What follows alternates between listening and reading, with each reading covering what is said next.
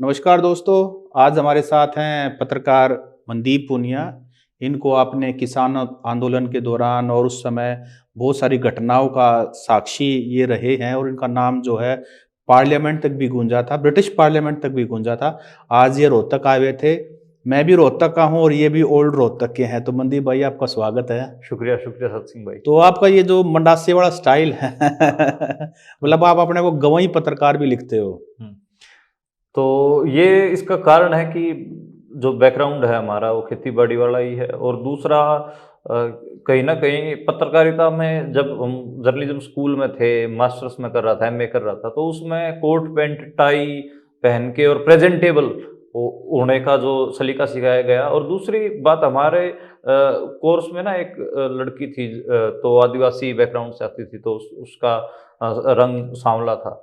तो उसको जब वो नौकरी के लिए गई तो एक बहुत बड़े अदारे में उसको कहा गया कि नहीं आपको एंकर नहीं बनाएँगे क्योंकि आप प्रेज़ेंटेबल नहीं हो। हुँ। तो उस कहीं न कहीं वो था कि नहीं यार ये आपका रंग का भेद है, कैमरा को लेके, आपके पहनावे का भेद है, इस सब चीज़ों को लेके मेरे को लगा था कि और एक बार मेरे को एक पत्रकारों की ही वो बड़ी कॉन्फ्रेंस थी और तो उसमें मैं गया था तो एक बार मेरे को टोक के बाहर निकाल दिया गया था क्योंकि मैंने एक हिसाब से कुर्ता पैजामा पहना हुआ था। तो फिर उसके बाद मेरे को लग गया था कि मैं कम से कम इस स्क्रीन के लिए प्रेज़ेंटेबल कभी नहीं बनूँगा। तो तो इस वजह से मैंने अपने आप को गवई पत्रकार भी लिखना शुरू कर दिया था और इस वेशभूषा में तो भी रहना लेकिन शुरू कर दिया। ये चीज़ आज स्टेटस सिंबल बन गई है। जो किसान आंदोलन के दौरान 2020-21 हुँ, में जो वो 13 महीने चला, उस दौरान और जो आपका कंट्रीब्यूशन था, आपकी किताब भी आई थी इस बारे में। हुँ, तो आज की हमारी चर्चा का विषय भी वही है साथियों। हुँ, तो मैं बात यहीं से शुरू करना चाहूँगा। किसान दोबारा से इकट्ठे हो रहे हैं एमएसपी के लिए, बाकी उनकी डिमांड्स के लिए। वो दोबारा से क्या रूपरेखा बना रहे हैं, क्या कुछ होगा? आप तो उनके टच में हो, जैसा आपने अभी बताया कि वहाँ आप होके भी आए हो। तो एक बार वो हम चर्चा करना चाहेंगे, क्या मामला है?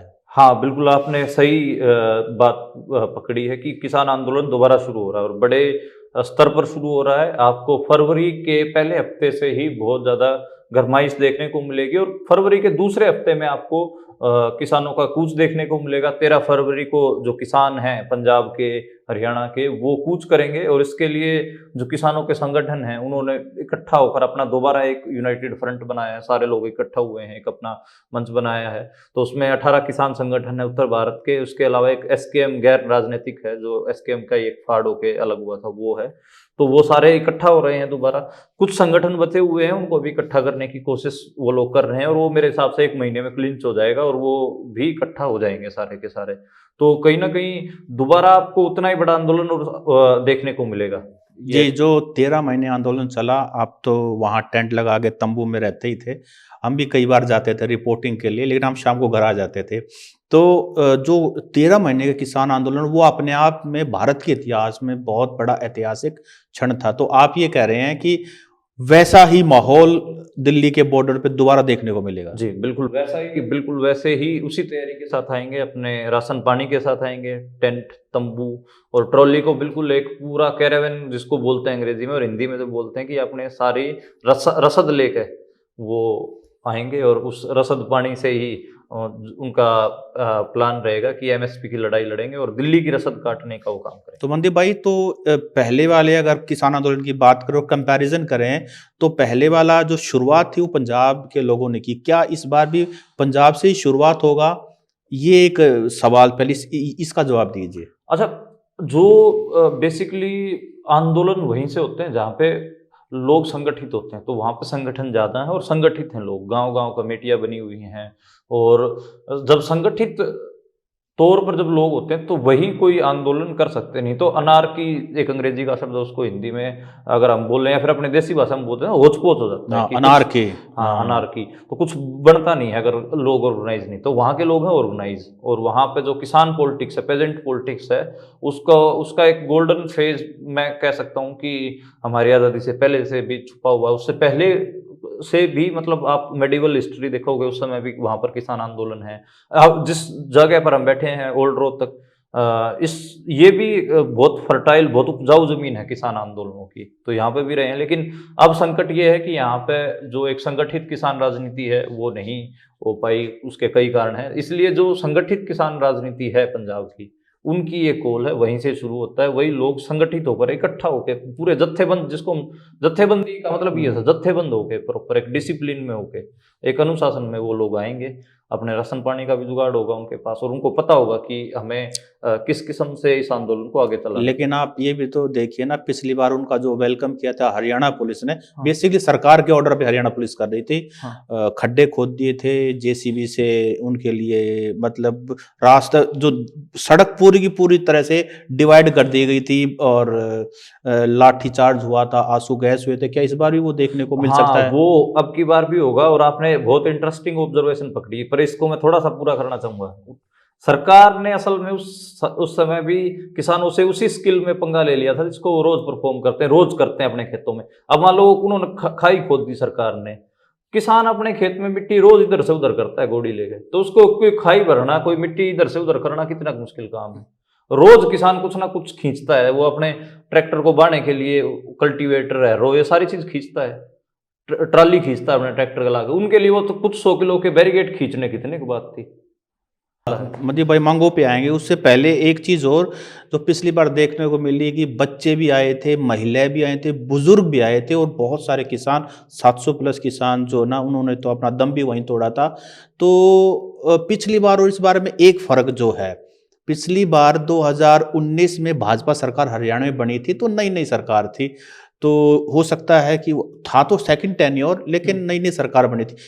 इस बार 2024 में लोकसभा के चुनाव भी होने हैं, और हरियाणा में बीजेपी तीसरी बार भी जोर लगाएगी आने के लिए, यानी कि इलेक्शन का माहौल भी होगा। तो हरियाणा के लोग उनको कैसे वेलकम करेंगे? पिछली बार तो एक्सपीरियंस बहुत लाजवाब रहा, इस बार ये हरियाणा में देखो, बेशक से हम कहें कि संगठित राजनीति कम है आंदोलनों की, लेकिन असंगठित लोग बहुत ज़्यादा हैं जो आंदोलित रहते हैं हर समय में। आप देखिए, चाहे किसी भी ज़िले का आप नाम देख लीजिए, उसमें आपको लोग मिलेंगे जो आंदोलित हैं, और थोड़ी संगठन की कमी है। तो जब पीछे से संगठित कोई जत्थेबंदी तौर पे कोई मजबूत फोर्स आएगी, तो उसके साथ ये लोग भी मिल लेंगे, उनका स्वागत दोबारा वैसे ही होना है।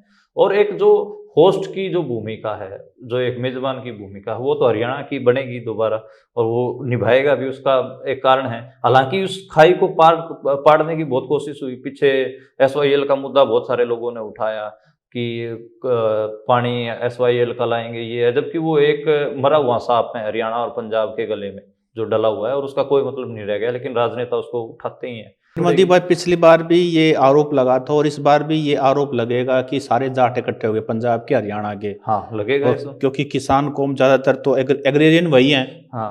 तो ये इस बार भी इसका देखो, इसमें तो ऐसा है कि हर बार इनका ऐसा ही होता है, जब मान लो अल्पसंख्यकों का मुद्दा आता है, तो ये सिर्फ़ मुसलमानों को चिह्नित कर लेते हैं। जबकि इस देश में अल्पसंख्यक, जो कम संख्या के लोग हैं, तो बहुत सारे हैं, अलग-अलग संप्रदाय हैं, धर्म हैं, लेकिन उनका नाम नहीं लेते, कभी भी बौद्धों का नाम नहीं लेंगे, जैनों का नाम नहीं लेंगे ये, या फिर क्रिश्चियनों का भी आजकल लेने से बचने लग गए हैं। तो ये मामला है। और आप ऐसे ही जब इनको दलित समुदायों के ऊपर हमला करना होता है, तो वहाँ पे भी 1-2 जातियों को चिन्हित कर लेते हैं। ओबीसीज़ पे हमला करना हो तो सिर्फ़ यादवों को चिन्हित कर लेते हैं कि देखो ये तो सारे यादव हैं, बकवास करते हैं, पिछड़े के नाम पे ये वो। तो इनकी ये पूरी राजनीति है कि ये सिर्फ़ उसमें इनका सेक्टेरियन एजेंडा, सेक्टेरियन होता है, मतलब आप देसी भाषा में कहें तो समाज ने पाड़ के देखण की इनकी एक आँख से देखण से ही पूरा मोर्चा। तो ये आप जैसे आपने बताया कि फरवरी के अंदर शुरू होगा, तो 26 जनवरी अवॉइड किए इस बार। पिछली बार 26 जनवरी को बहुत बड़ा एक घटना हुई थी, जिसपे बहुत कंट्रोवर्सी, 21 दीप हाँ, सिद्धू हाँ, वाली। हाँ। तो ये जो मतलब कि मतलब उसका मेन कारण जो मैं देख पाया कि जो यंग ब्लड था, वो मतलब हाथ से बाहर निकल गया, जो भी था। नहीं, इसमें देखो अलग-अलग है मामला।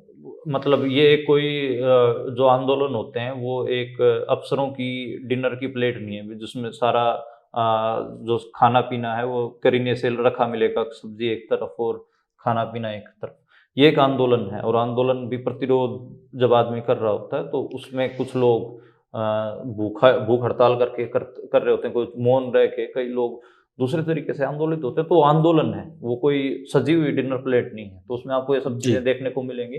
और आप ये भी तो देखिए कि मतलब जो 26 जनवरी को पिछली बार हुआ है, उसमें मतलब बहुत सारे लोगों ने उसको एंटी नेशनल और ये सब, ये हाँ, नैरेटिव ही हाँ, तो है। जी। मतलब मेरे को तो उसमें कोई भी गलत चीज नहीं लगी।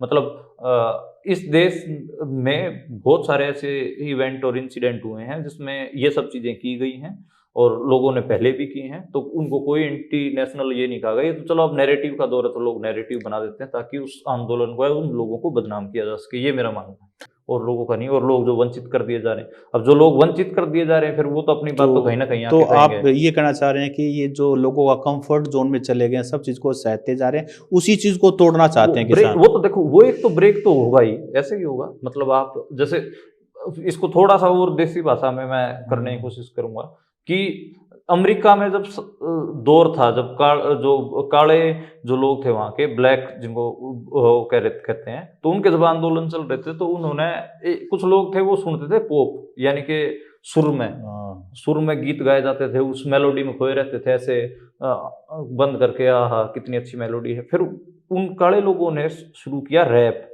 रैप में कोई जो संगीत बज रहा है उससे कोई मेल नहीं है, कोई सुरीली आवाज नहीं है, बल्कि एकदम ऐसी आवाज है वो कि गालियां दे रहे हैं।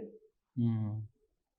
और वो फिर एकदम जो पॉप में सुन के ऐसे लेटे हुए थे, उनकी एकदम नींद टूटती है, उनको वो गालियां चुभती हैं कि यार ये कौन आ गए तो हमें गालियां दे रहे हैं, ये ऐसे हैं। तो वो जब रैप उनका एक हिसाब से एक सारों की वो जो एक फ़ॉर्म था कंफर्ट रेवोल्यूशन जोन का। जो बनी हुई, जो हाँ। आरामदेह उनकी जो बनी हुई थी, उसको तोड़ने का वो स्टाइल था। तो मेरे को लगता है कि अगर कोई आंदोलन होता है, कोई सामाजिक चीजें घट रही होती हैं, तो उसमें जो दबे कुचले लोग हैं, जब वो कुछ करते हैं, तो वो उनका होता है ये उनका। जी, तो मनदीप भाई, आखिरी सवाल को मैं कुछ यूँ फ्रेम करता हूँ कि किसान आएँगे और दोबारा से यहाँ मोर्चा लगाएँगे, तो उनकी क्या माँगें रहेंगी? क्या मोदी विरोध भी एक उनका एजेंडा रहेगा? देखो, मौके की जो भी सत्ता होती है उसका तो विरोध होता ही है। मतलब क्योंकि नीति निर्धारक वो है, वो सारी चीज़ें वो बना रहे हैं। तो आप उनकी मीटिंग्स को देखिए, आप किसानों की मीटिंग्स के उनमें क्या-क्या बातें हो रही हैं। तो उनमें ये बात हो रही है कि मोदी सरकार ने 2022 तक किसानों की आय दुगनी कर देने का वायदा किया था 2016 में। 2022 जा चुकी है, किसानों की कोई आय दुगनी हुई नहीं। स्वामीनाथन कमेटी की, एमएसपी की, इन सब की वायदे करके ही तो सरकार आगे बढ़ी थी। अब वो वायदे पूरे नहीं कर रही है, तो जो एक जवाबदेही है वो किसकी बनेगी? सरकार की बनेगी। तो जवाब तो मांगेंगे सरकार से, तो उसमें निश्चित तौर पर वो विरोध के स्वरूप में ही होगा, तो वो विरोध तो होगा। माँगें क्या रहेंगी? मांगे मेन मुख्य एमएस माँग?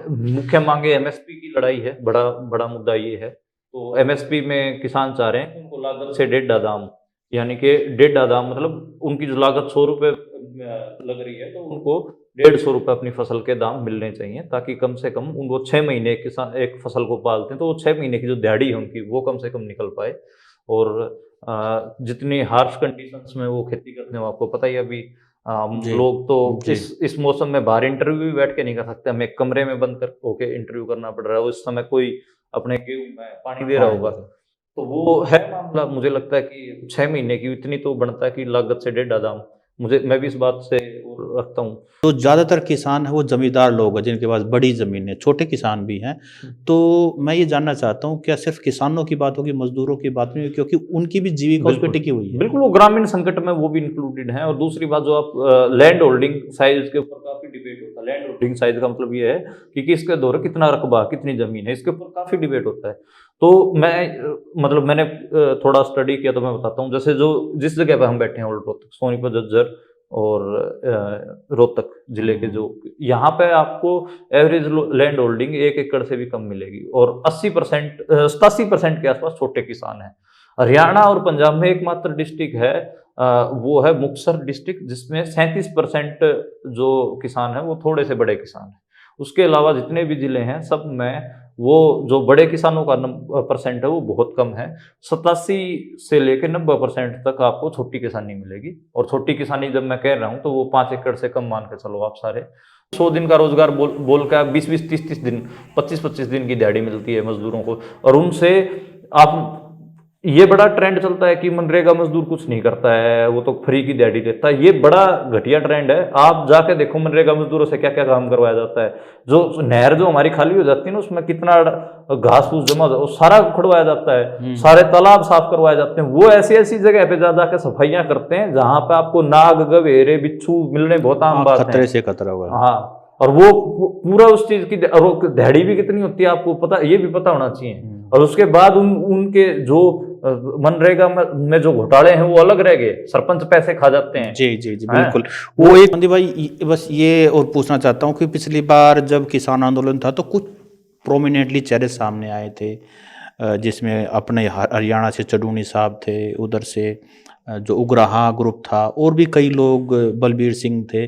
तो क्या इस बार वही लोग दिखेंगे या कुछ नए लोग भी हो सकते हैं? देखो, तो जो ऑर्गेनाइज फोर्स होती हैं सारी, वो जब इकट्ठा होती है, यूनाइटेड फ्रंट बनता है, तो उसमें वो कुछ अपने नुमाइंदे आगे कर देते हैं। 2.5 एकड़ उतना बड़ा नाम शायद हाँ, हरियाणा में नहीं लेकिन है। हरियाणा पंजाब में लोग जानते हैं। हाँ, स्वर्ण वो जानते पंदेर हैं। को 2.5 एकड़ के बेशक किसान हैं, आप जाके देखिए। वो माझा इलाका है जो पंजाब का, उसमें आपको कैंपेनिंग करते और किसानों के बीच में विचरते मिल जाएंगे। पुराने नाम हैं जिसमें जगदीश डल्लेवाल से लेके और जितने भी नाम हैं, ये तो हैं ही, आएंगे ही आएंगे। एक दूसरी लीडरशिप, जो सेकंड लीडरशिप कहते हैं किसानों की, वो भी अब तैयार हो रही है, जिसमें हरियाणा से अमरजीत है, अम्बाड़ा से, वो भी उभर रहे हैं। वो नवदीप, वो लड़का था जो वाटर कैनन का, जिसमें नवदीप, उसका नाम ही वाटर कैनन बॉय हो गया, वाटर गन बॉय हो गया। हाँ, तो वो भी ऐसे ऐसे नौजवान भी उभर रहे। तो जो सेकंड लीडर हरियाणा, रवि आजाद है, और कई लड़के हैं, ये काफी एक्टिव दिखते हैं, और काफी, अभिमन्यु कुहाड़ है, ये तो इनको आप कहोगे तो इनको यही कहोगे कि ये सेकंड लीडरशिप कहीं ना कहीं, सेकंड जनरेशन, जो एक गैप था उसको पिछले आंदोलन ने खत्म किया है। और अब की बार आपको सेकंड लीडरशिप यूथ भी देखने को मिलेगा। बिल्कुल देखने को मिलेगा। पिछली बार तो उसको ट्रैक्टर पे और वो जो गाने लगा के और वो करते थे, वो एनर्जी एक अलग माहौल बनाते थे। वो देखो, जो गाने वाला है खेती बाड़ी का, तो वो उसका है, वो अपने क्राइसिस को भी गा के ही एक हिसाब से, जो उसका संकट है वो भी अपने लोक गीतों में बता के ही उसको आगे करता है। और जब वो लड़ने की बारी आती है, तो जो शायद उसके पास इतने अभी मास मीडिया के संसाधन नहीं है कि वो ऐसी चिट्ठियां ड्राफ्ट कर सके भेजने के लिए, लेकिन वो जो 3 मिनट में जो गाता है, उससे उसका जो मैसेज है, उसकी जो करना चाह रहा है, वो क्लियर हो जाता है। और निहंग भी आएंगे, जावांगे हरियाणा के वो निहंग देखे तो उन्होंने, शायद हमारे बहुत सारे लोगों ने, जो पंजाब पहले कभी नहीं, निहंग भी आएंगे इस बार। हाँ, निहंग तो आएंगे। और मतलब देखो, वैसे ये सब जो बाकी के जो सेक्शंस होते हैं, वो सोलिडेरिटी ग्रुप होते हैं। जैसे मान लो कि किसान जब आंदोलन कर रहे थे, तो टीचरों के जत्थे भी गए, हाँ, वो सब, और स्टूडेंट यूनियनों के जत्थे भी गए, निहंग भी आए, धार्मिक नेता लोग भी आए, स्टूडेंट यूनियन भी गए थे, हर तरह का था। हाँ, तो वो सोलिडेरिटी होता है, यानी कि वो साथ देने के लिए, वो दिखाने के लिए कि हम इन्हीं में से हैं और हम सारे इकट्ठा हैं। तो वो तो होगा। सोलिडेरिटी जो एक होती है, चाहे वकीलों की हो। और पिछली बार गोदी मीडिया का बायकॉट भी था, इस बार भी कुछ गोदी मीडिया का तो पहले गोदी मीडिया किसानों का बायकॉट करती है, वो लगातार करती रहती है। जब वो दिल्ली बॉर्डर पर आ जाते हैं, जब उनका इशू बहुत ज्यादा बड़ा होता है, फिर गोदी मीडिया भागती है कि चलो इनको कवर करके आते हैं। फिर किसान कहते हैं, भाई 5 साल तो हमारा हालचाल पूछने आया नहीं, अब तू आ गया हमें बदनाम करने के लिए। पिछली बार कुछ ऐसे भी किसान नेता आए थे, किसान जो अंग्रेजी में इंटरव्यू दे रहे थे, इंग्लिश मीडिया जो BBC से या दूसरे देशों से इंटरव्यू लेने आए थे, तो वो भी एक बड़ा ही अलग ही बलबीर राजेवाल का भी इंटरेस्टिंग मैं किस्सा बताता हूँ। तो बलबीर राजेवाल से कोई जर्नलिस्ट आए, और वो अटक अटक के हिंदी बोल रहे थे, और अंग्रेज, कुछ वर्ड अंग्रेजी के, और ऐसे करके। तो बलबीर राजेवाल ने जो जवाब दिया, वो अंग्रेजी में दिया, और फ्लुएंट अंग्रेजी में जवाब दिया। तो उसका एकदम, उसकी त्योरियां चढ़ गई, और वो ऐसे बोले कि यार, ये बाद में मेरे को मिले तो, यार ये तो किसान तो अंग्रेजी भी बोलते हैं। मैं क्या, आप इनका इतिहास, इनका साहित्य अगर आप पढ़ लेंगे, आप लिटरेचर को आप देख लेंगे, तो आपको समझ में आ जाएगा कि आपसे ज्यादा जो राजनीतिक समझ है वो रखते हैं। और उसके जो एक्सप्रेशन, मतलब इवन जो वो हिंदी बोलते हैं, हाँ, वो उसमें आप देखिए हिंदुस्तानी की झलक आती है। वो उसमें आपको, जैसे मैं और आप हिंदी बोलेंगे, उसमें बहुत सारे अंग्रेजी के शब्द दिखेंगे। वो जब हिंदी बोलेंगे, उसमें आपको उर्दू के शब्द दिखेंगे, आपको पंजाबी के शब्द दिखेंगे, आपको और दूसरी जो भारतीय भाषाएं उनके शब्द दिखेंगे। तो वो जो जुबान है, वो काफी आपको ऐसे लगे कि यार ये तो बहुत समृद्ध जुबान है। बात कर रहे हैं, तो उनके वो है मामला। जी, तो मनदीप भाई इतिहास दोहराता है, पर इतिहास इतना जल्दी दोहराएगा, ये भी अपने आप में एक नई बात होगी। तो आज आपसे बात की और आपने पूरा डिटेल से सारी बातों को बताया और बड़ा अच्छा लगा, हमारे दर्शकों को भी बड़ा अच्छा लगेगा। आपका बहुत-बहुत धन्यवाद। शुक्रिया, शुक्रिया सिंह।